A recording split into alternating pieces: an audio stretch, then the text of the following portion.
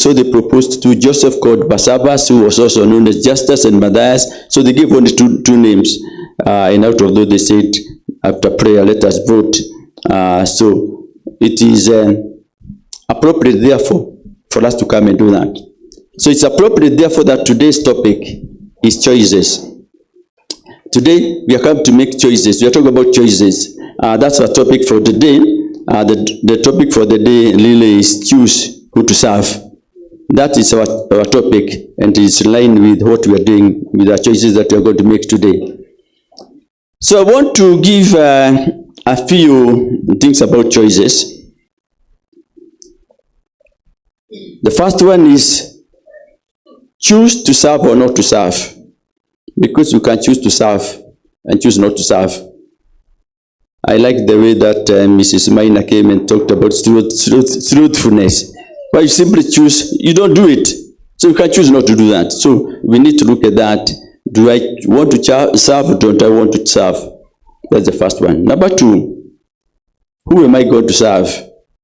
If I choose to serve, that is now the category, the subset of those who say they want to serve.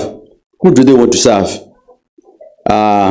Number three, the intensity of service. Intensity of service. How intense is that service going to be? And then number four, what attitude in service? What attitude am I going to have when I come to service? What is it that I want to do? And how do I, what is my attitude towards it?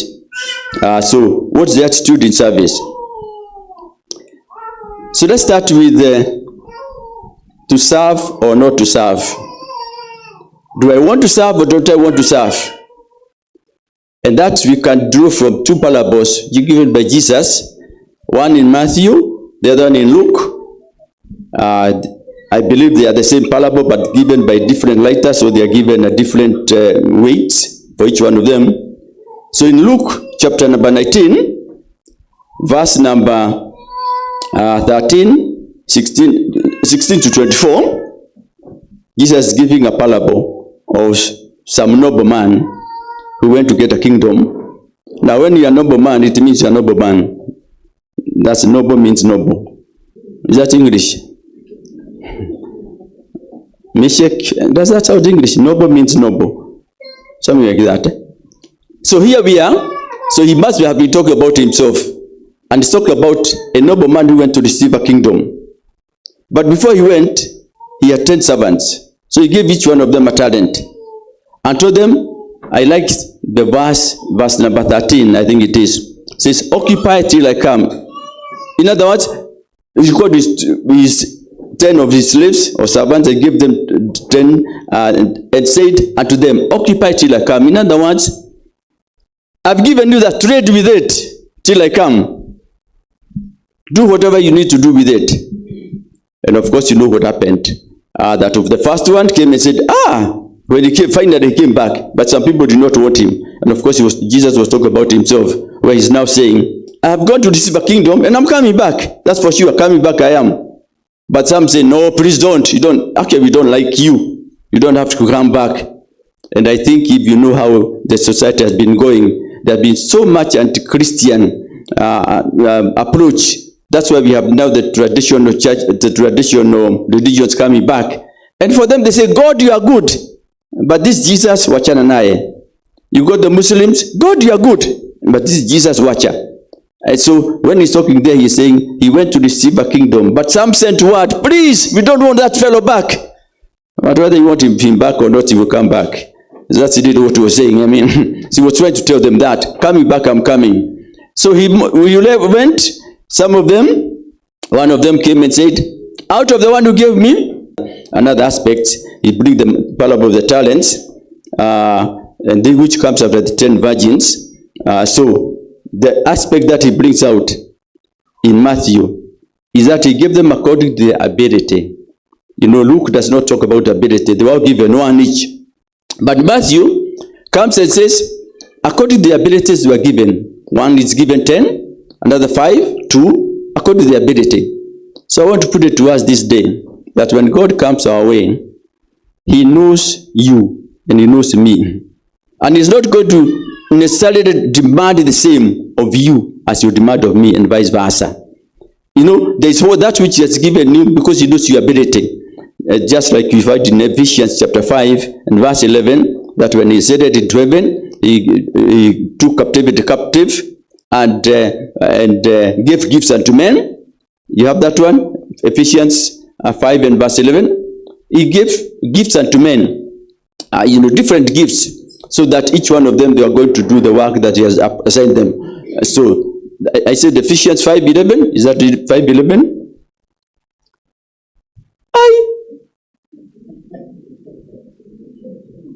Ephesians 5:11. When I took captivity captive, that doesn't sound like, okay, maybe a little earlier. Let's see what we have, but I don't think so. I don't think that's Ephesians. Let's go see verse 10. What does verse 10 say? No, not that. Is it 4 we are talking about? Wait, yeah, 4. Sorry, 4 verse 10. We have it there. Where now he's coming, okay. And he personally gave, that's verse 11, yes, that's chapter 4, not chapter 5. And he personally gave some to be apostles, some prophets, some evangelists, some pastors and teachers. So they are not all given the same thing. That agrees very much now with Matthew, with the Matthew version, that he gave them according to their ability. So you are here, you have been given a particular gift, you know, but you just want to envy the gift of another person. No. If you are given according to your ability, 2 talents, you expected to work with 2 talents. Don't start envying the person with 10 and say, God, if only you give me 10, I promise you, I've done much better. No, to one he gave 5 talents, to another 2, to another 1, to each according to his own ability. Then he went on a journey immediately. So he gives, then he goes. So Matthew brings that aspect that we are given different different abilities. But then, so for that reason, he expects us to serve where he has placed us. So some worked very hard, they made more, but then there was this unprofitable servant. So the unprofitable servant, like in Luke, chooses and says, I'll do nothing about it. I don't have to do anything about that. I simply want to just leave it there. So those are the fellows that Paul talks about. You know, Paul in 1 Corinthians, I hope this time is 1st, not 2 Corinthians. 1 Corinthians, chapter number 3, 13 up to 15, he's talking about, since salvation is by grace, they have chosen to do nothing, but each one's work will become obvious, for the day will disclose it. When the day comes, when he comes, the master comes with now his angels ready to take us. Each one's work will become obvious, for the day will disclose it, because it will be revealed by fire. The fire will test the quality of each one's work. So a moment comes, the day cometh, according to Paul, and that's now really echoing what Jesus has said. But it's going to be tested. So I want to put it to us, therefore, that you can choose to serve or not to serve. That really is upon you. Verse 14, let's continue with that. See what he says about verse 14 in the same 1 Corinthians 13, 3. If anyone's work that he has built survives, he will receive a reward. But verse 15, if it's nothing, if anyone's work is burned up, it will be lost, but will be saved, yet to be like an escape through fire. So please remember that salvation is by grace. It has nothing to do with your work, whether you work or not. It's by grace. But then you go up there, when all these others are being ushered in, because they did a good job in the choir, in the praise and worship. I saw the praise and worship here. I was so excited the way they were doing it, such a good job. And I saw one gentleman at the head who I thought was Shikuku. I was so happy Shikuku has joined the choir, praise and worship. So maybe you need to work on him to be there. But you know, so you look at it and you feel, wow, for that job they have done, because for them to sing the way they're singing here, they have spent time, they have taken time. They don't just wake up and they find themselves singing. No, it takes time. These fellows who are playing the instruments here, continue. In my language, you talk about continue. In my language, you talk about the work of the multitudes kills the fool. So can you interpret for me? So here you are. So you don't want to be the kafur, the fool. Karibu means a small fool, not a big one. So you don't want to be the small fool. You rather now, let the others do. After all, the church is learning. No, it's learning all right, but your participation is required, one way or the other. When I see those little Sunday school kids I saw here on Sunday, I mean, the kind of work that must be got to them to make them who they were. I mean, that's quite some work. But you can say, let the people without work do that. No, it's not without work, but they are doing that because they are serving God. So you can choose to serve or not to serve. So we are seated here, and so many of us are here, and I mean, you see that the church is running. Your job is just, should they make a mistake, you are going to criticize. That is what you want to do. No. I mean, let us learn to serve. So you choose to serve or not to serve. So point number one. So I said, how many points did I say? I said 4. So it means now they are a long way before we finish. But don't worry. So point number 2. You choose who to serve, whom to serve. Okay? Assuming now in the subset, in mathematics, I think I knew mathematics, we learned about sets and subsets. So the set is all of us. Then there's a subset for those who are going to serve.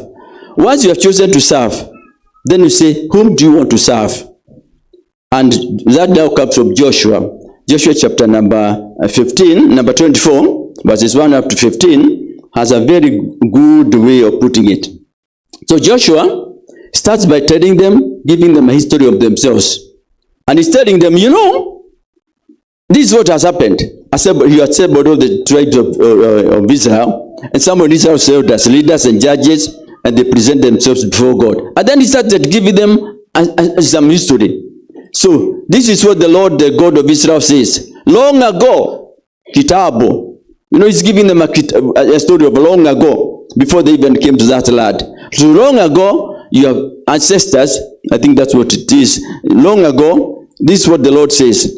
Long ago, your ancestors, including Terah, the father of Abraham, and now lived beyond the Euphrates, lived and worshipped other gods. So he's telling them, look, let's give you a history of who you are. Don't just think that you just found yourself here worshipping Jehovah. No. There has been a history. So the history is, beyond the Euphrates, we had the father of Abraham. And he was worshipping strange gods. That's what he was doing. But then I went ahead and took him out of that. Then the story went on. Then they went to Egypt. They found the gods of Egypt. And then here you come back and you found the gods of the Amorites and the gods of everybody else. So many gods are many. That's what he's telling them. They are many. They are not just a few. It's not just Jehovah. They are very many. So you can choose. I mean, when you have very many gods, you choose. You choose which one to obey.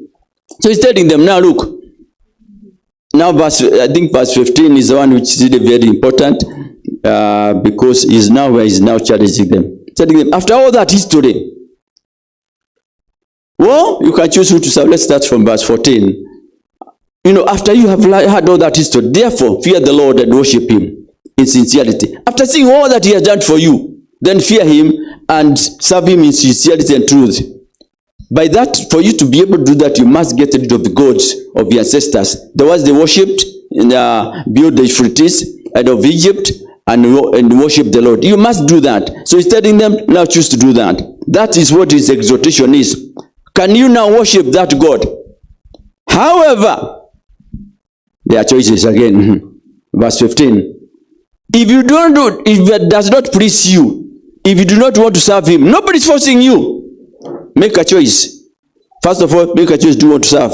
Then once you have made a choice to serve, decide who you want to serve. So, but if it does not please you, then decide who to serve. Whether those gods out there or Jehovah. But if it does not please you to worship the Lord, choose for yourself today. Today, not tomorrow. Today we are doing choices. To choose for yourself today, the one you worship. The gods of your fathers who worshipped beyond the Euphrates, the other versions of course talk about serve, of the gods of the Amorites in whose land you are now living. But as for me and my family, I like that old version, for me and my house. But this one is family, never mind. It's the same thing, I guess. Why don't we have those old versions? I'm told the revised version is for the revised Christians. And the more revised you become, there we are now. And if it seems evil to you, that's the word evil. Choose you this day whom you will serve. Whether the gods your father served that were on the other side of the flood, or the gods of the Amalekites in whose land you are now. But as for me and my house, we will serve the Lord. Now, what does that mean to us today? We are talking about you have many choices. You can go back to your traditional gods, which many people are now doing, by the way. You know, you go back to the ancestral worship, where now, and it's so unfortunate that so many of us are getting caught in it without really thinking. Because you are told, before you can build a house, you have to be shown by the elders, slaughter a goat there, and then they come pour something. My friend, choose who you want to serve. If you are going that direction, believe you me, you are worshiping your ancestors. Because you do not want, you're fearing, now if I don't do this, what will the ancestors do? Which ancestors? When you are dead, my friend. When you are dead, you are dead. So people have to even keep going to the graves every year. They call it memorial or something to pray there. What are you praying for? This fellow is dead. Actually, if you exhume, it's only bones. So bones cannot do you much good except the bones of Elisha. All the other bones are done away with. So here you are worshipping traditional gods. Here in Mount Kenya, on the 27th of December, it's unfortunate, it's my wedding day. They choose my wedding day. But they normally go out the mountain, and they are Christians. They are called James, like me. James, Philemona. Philemona, if you are Philemona, you must know where you are coming from. It's so good that we have names and we can always identify where they are coming from. If you are called Pamela, you are likely to come from Kisi, and you are likely to come from Machakos if you are Pamela. But you are likely to come from another direction. Anyway, so you are called Pamela, Philemona, James, Samuel. My name is Samuel James, by the way. So you are all those. But you go out the mountain saying, God of the mountain. Which God of the mountain? So that one is an obvious no. I wish a number of us will know that. But some of us are caught so much unawares that after all, it's a traditional thing. There's nothing traditional about that one. It's worship of strange gods. The gods that they used to worship before. That is the land where you are. They were before. But now they are told, you can also choose to worship the God of where you are now. We are now in modernity and actually post-modernity. LGBT and all BQ and all that, they are queer. So all those queer things are fitting within the post-modernity. So you can choose to worship those. Where you say, well, I'm an advocate for the devil. They say the devil's advocate. How do God become a devil's advocate? My friend, leave the devil alone. He has his own way of doing things. But there are those who now say, for me, I am in post-modernity. I was listening to some gentleman from Accra, Ghana, Levered, who is a counselor also, and also a lecturer in the University of Accra or something like that, in the School of Theology, I guess he is this. And then he was talking about marriage and divorce.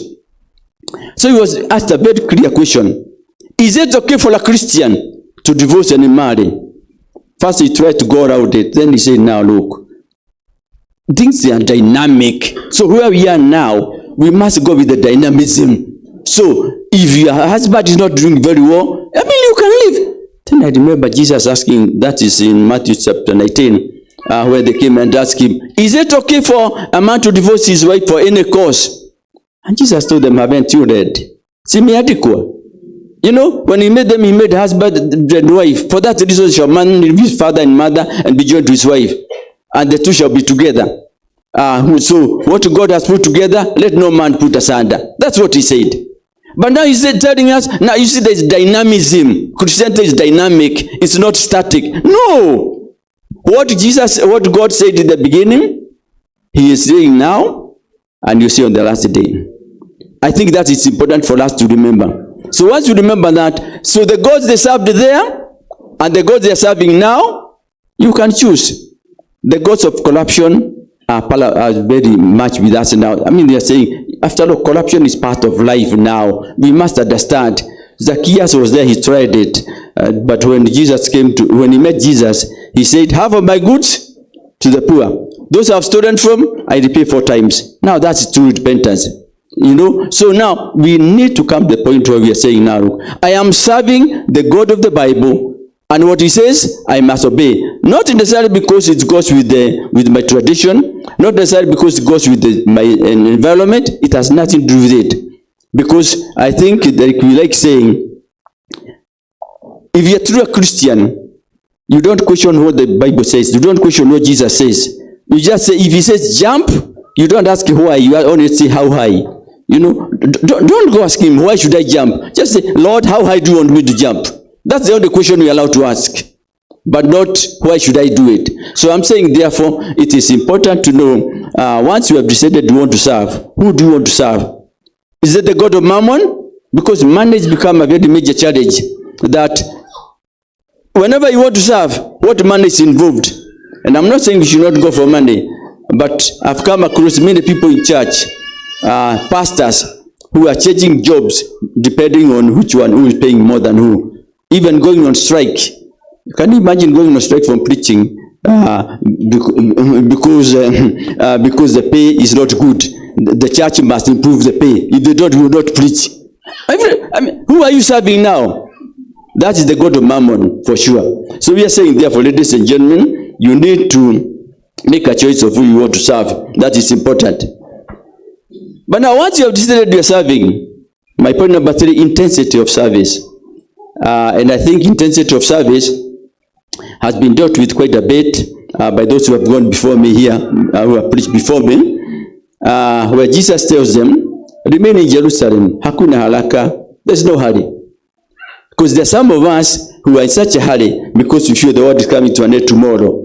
So we really want to make sure we maximize. No, nothing to maximize. You know, yesterday I attended Matanga 3 times. Matanga in English, again, I don't know what it means. But I attended Matanga 3 times. There were 3 Matangas. I have many more to attend. That's why I'm a little low. I will attend more. And next week I'm burying somebody on Wednesday, another one on Thursday, another one on Friday. So once you bury too many people, you also get to be a little low. But anyhow, that's neither here nor there. So the point here is, yesterday I met in the memorial service of the wife of one of our archbishops there, a good old friend of mine. So as we went there, I met the old friends. And the old friends that we had, I met one of them who's called Bishop Wachori. Now this bishop, a few years ago in 1970, that sounds like a few years. 1970. I mean, there's a song we used to sing so much whenever we met. And we say, a few more days and I must go to meet the deeds that I have done, where there will be no setting. I told you, my friend, that was 53 years ago. And we are still not there yet. So, but that time we were singing like it must be tomorrow. God, tomorrow, a few more days, and not years, a few more days, then we must go. So we're looking at a few more days, then we must go. Now, this thing is not that fast. You know, it may not be that fast for you. So, and that's why now, Joshua, I think Joshua chapter number 3, it must be there about. Now he came, when they were to come and attack Jericho, chapter 3 or chapter 4. When they came to attack Jericho, you know, they came with their spears. Told them, not that fast. You don't have to do it that way. I am telling you, for a whole 6 days, just keep going loud. Doing nothing, just go loud. Spears are not needed here. Just go loud. You can imagine some of them must have been saying, now, Joshua, tell us, let's do it now. Now is the accepted time. Fine, but this is the instruction. You shall compass the city, men of war, and go out about the city once, thou shalt do 6 days. So they would have asked, why not finish in one day? I mean, see, very simple job. Finish it in a day. No, they are told 6 days, you just keep going out, then you go back to the camp. Pumzika, you rest. Hakuna haraka, there's no hurry. Go back home and rest. Until the 7th day, 7th day is when you are now going to do it 7 times. And when you have done that, then you are going to overcome. So what is my point here? I'm going to make a few points. Number 1, we must avoid burnout. there are many Christians who just want to work and work and they die early. Okay, they tell me that Jesus, God had fixed when they were going to die, agreed.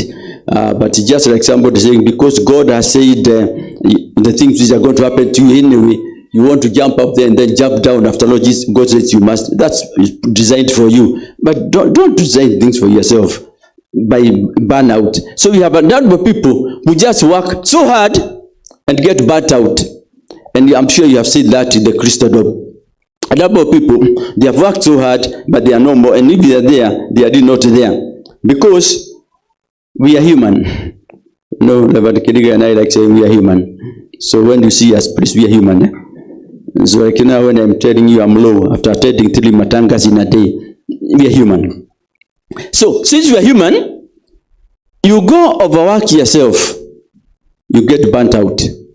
When you are burnt out, a few things are going to happen. And it's going to cause untold damage. Burnout can cause a lot of damage. I have observed it in life. I have seen a few people, I can see a quote a few of my friends. One fellow, the other day, that must have been 73, oh, that's 50 years now. So that fellow, he got married on Saturday. The following morning, he was in his way to preach in Ghana, Accra. So he leaves the wife home, because I must go preach the gospel in Ghana, Accra. So the chap, you know, and he was to be there, I think, for about 2 weeks. Remember, he marries on Saturday. He's leaving on Sunday to go to preach the gospel. By Monday, the fellow couldn't sustain it. So he had to fly back to Kenya.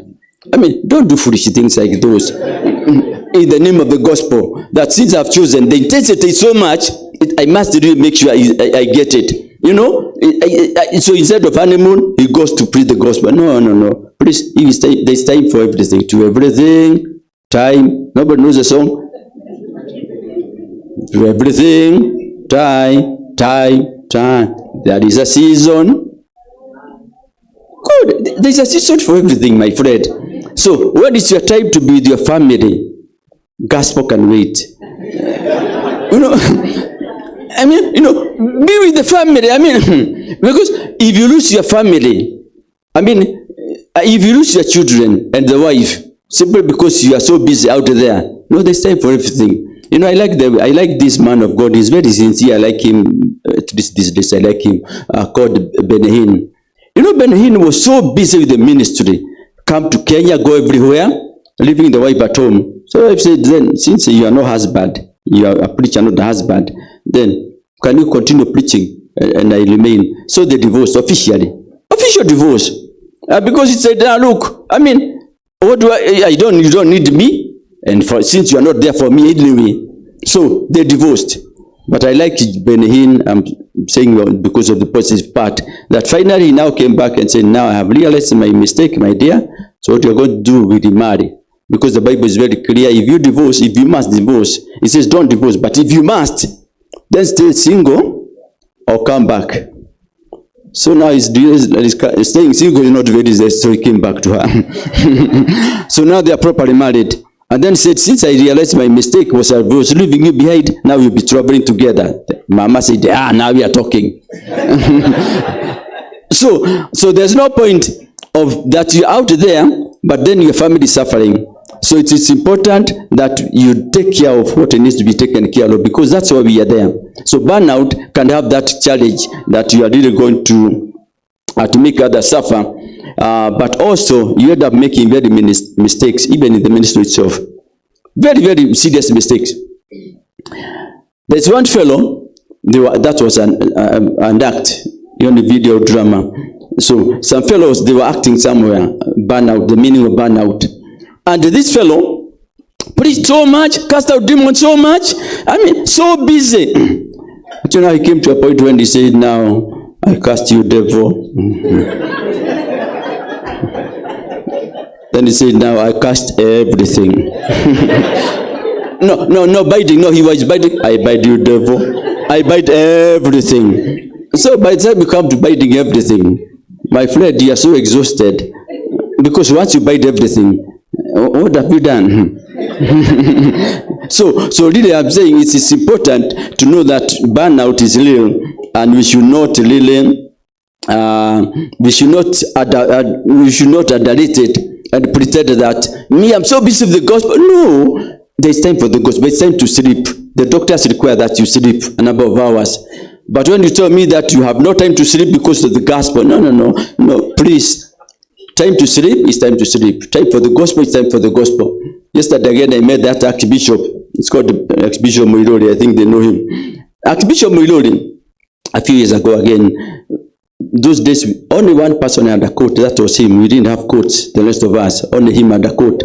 So at night, whenever we went to sleep, because we would go to sleep, try to sleep at night. And remember, there's only one coat, and there's no blanket, of course. So we would all fight for the coat. You know, he would get one corner, and I would get another corner, and all of us the same coat.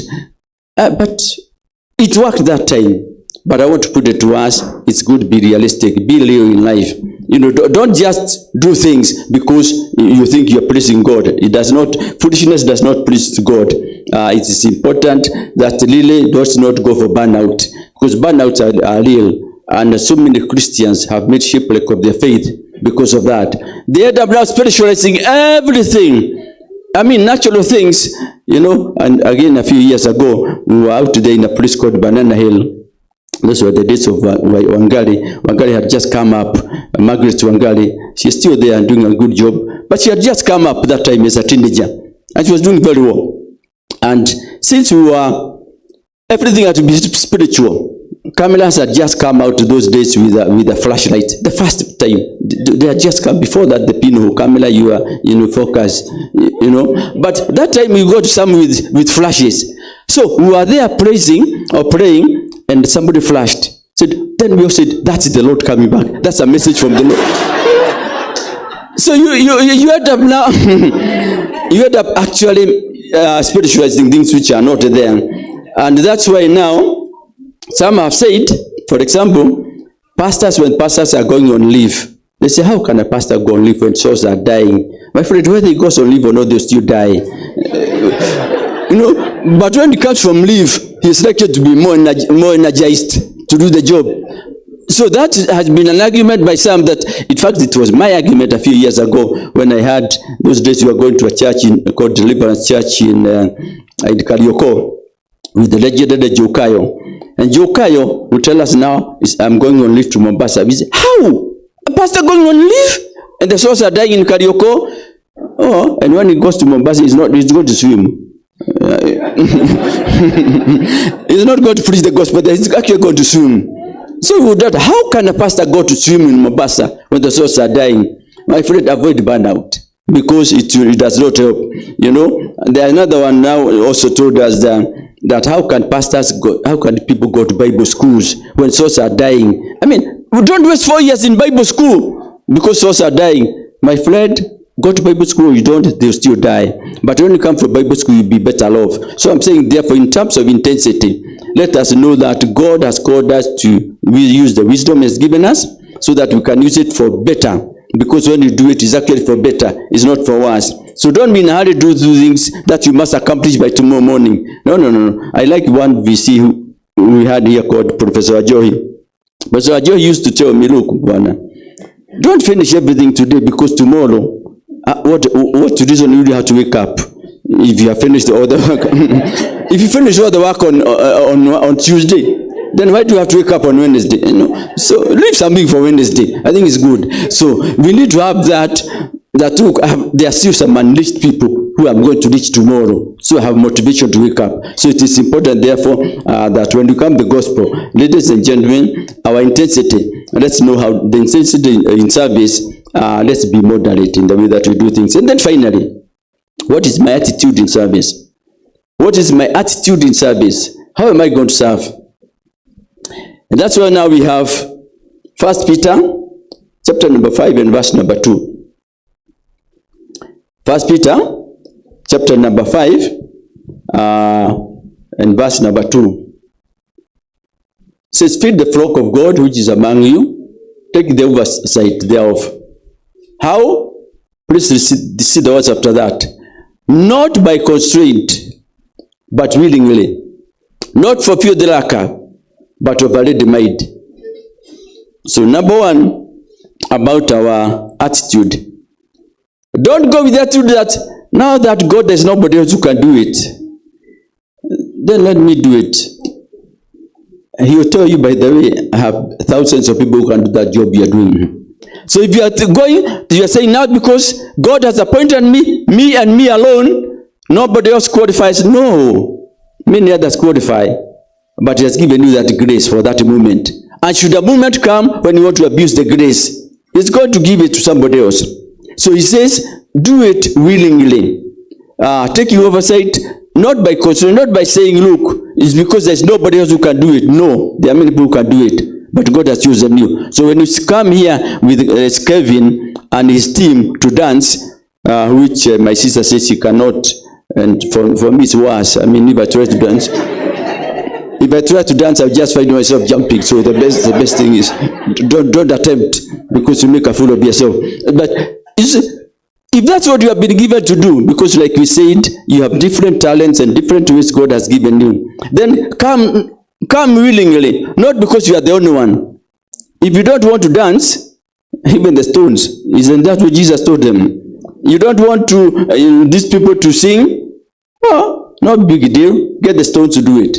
They'll do it. So please don't come by constraint, by saying, since I'm the only one, by compassion, but freely. You know, because I so freely want to serve. So I wish we'll come to that point where now people are serving because, I mean, they feel that core in them, there is the urge in them, they want to serve. Not because they must, but because there is that grace. Actually, if you consider it a privilege and a grace that God has given you, it's a privilege. To serve by them is a privilege. So don't start there and saying, for me, I'm serving because, you know, I'm doing it for Him. Yes, sure, you are doing it for Him, but it's a privilege for you to do it. That's why He said, when you have done all that, come and say, I'm an unprofitable servant. I just did what I was called to do. But not where you're saying, now that I've worked so hard, my salary must go up. Okay, we pastor select salary. There's nothing wrong with that. So when you can increase our salaries, you have no problem. Be happy with that. But you say, I'm serving this. If the salary is going to be higher, then I'm going to serve even more. No, then that will be the wrong attitude. Because that's what it says, not for money, but eager. Be eager. So it's important for us to know that you are going to serve with that. In season and out of season, that's what Paul says. So, don't wait for conducive circumstances where everything is so conducive that you are saying, now since I'm in IDC and I have the chance to preach here, then I'll do it. No, do it in season and out of season, because there are situations where God is going to put you so that you can see what you can do about it. So let's do it in season and out of season. And finally, let's do it with integrity, because integrity is so critical in terms of your attitude. Look at the children of these people that is in Joshua chapter number 7. When you see what is happening in Joshua chapter 7, Joshua chapter 7, the whole of it, if you can read it in your own time, we find they have just overcome Jericho. So they say, in that case, is such a small thing, bro. I mean, you don't even have to say the whole army. Just get a few of us. We go deal with them. No big deal. So the children of Israel now said, now it's simple. But because God was not with them, they were now using their own strength, because they already had taken their cast thing. Achan had taken their cast thing. So because of that, because of their integrity not being good, they went there and they were slaughtered properly. Properly slaughtered. I mean, they had said, we have beaten Jericho, a big place. I mean, if you have beaten Judah, which is a big place, what's Mulela? You know, you just go Mulela. Mulela, you don't have to say the entire team from Judah. You just set a few people. Mulela will really work on you because of integrity issues. So it is important that you really go by integrity issues. And that is why now, Paul talks about it in 2 Timothy chapter number 2, which is our last verse before the conclusion. Conclusion. So, 2 Timothy chapter number 2 and verse number 21, if you can put it there, 21. Now let's start with verse 20. Verse 20 says that in a great house, which is the ministry, we are talking about ministry. In a great house, like the one of ministry, there are not only vessels of gold and of silver, but also of wood and of earth, some to honor and some to dishonor. Please mark, when we talk about those of gold, silver, and wood and earth, nobody says there is any which is better than the other one. It does not talk about like that one here. It's talking about those who have been made, they're so already made of gold, others are made of earth, and that's what we're talking about, the different gifts God is going to give you according to Ephesians 4 chapter 11, verse 11, different giftings. But now, some are to honor and some to dishonor. Now that's the difference. Some are going to be for honor and some for dishonor. Gold you may not change. If you have been made of gold, you remain gold. Don't try to be earth. However, you can be earth of honor, gold of honor, or gold of dishonor, and silver. No, there's no even silver of dishonor.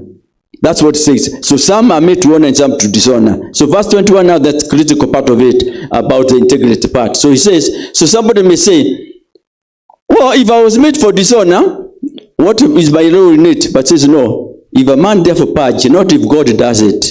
Work out your salvation, Philippians 2 verse 12, with the fear and trembling. If a man therefore purge himself from this, in other words, purge yourself from those who dishonor, he shall be a vessel for what? Honor. So we are talking about there are so many vessels in the ministry which are for dishonor, but they have a chance to rescue, to redeem themselves. He shall be a vessel unto honor, sanctified and meet for the master's use. Remember, it's not for your use, for the master's use, and prepared unto every good work. So therefore, we are talking about attitude here. And we are saying, if you come with integrity, cleanse yourself of that which is ignoble or dishonorable, then God will make you a vessel for honor.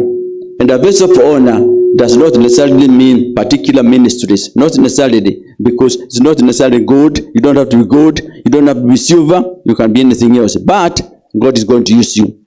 So therefore, yes, to finish, we therefore say, the conclusion, therefore, to serve or not to serve, you have a choice. Who to serve, you have a choice. Intensity of service, you have a choice. The attitude, you have a choice. So choices you have. But like the American would say, choices? Choices? So you can choose what to do now, but you cannot choose what's happening after that. 1 Peter chapter 5 and verse 4. 1 Peter chapter 5 and verse 4. It says, if you can put that one, 1 Peter chapter 5 and verse 4. It says, when the chief shepherd shall appear, which he must, ye shall receive a crown of glory that fadeth not away. So your work in the Lord